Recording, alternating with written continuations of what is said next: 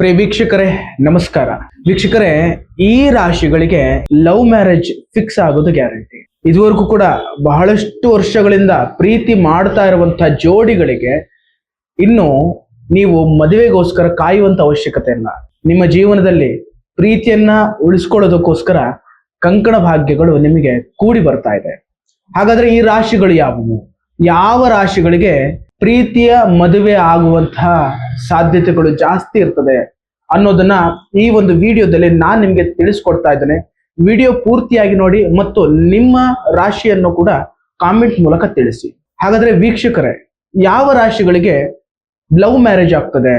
ಈ love marriage ಆಗಿರ್ಬೋದು, ಪ್ರೀತಿಸಿರುವಂತ ವ್ಯಕ್ತಿಯನ್ನೇ ಯಾವ ರಾಶಿಯವರು ಮದುವೆ ಆಗ್ತಾರೆ ಅಂತ ಹೇಳಿದ್ರೆ, 2ನೇ ಸ್ಥಾನ ಆಗಿರ್ಬೋದು ಅಥವಾ 7ನೇ ಮನೆ ಆಗಿರ್ಬೋದು, ಈ ಒಂದು ರಾಶಿಯ ಅಧಿಪತಿಗಳು ಎಲ್ಲಿ ಉಚ್ಚ ಸ್ಥಾನದಲ್ಲಿ ಇರ್ತಾರೆ ಅಂಥ ರಾಶಿಯ ಜನರಿಗೆ ಯಾವ ವ್ಯಕ್ತಿಯನ್ನ ಪ್ರೀತಿಸ್ತಾರೆ ಅದೇ ವ್ಯಕ್ತಿಯನ್ನ ಮದುವೆ ಆಗುವಂತ ಭಾಗ್ಯ ಯೋಗಗಳು ಕೂಡ ಇರ್ತದೆ.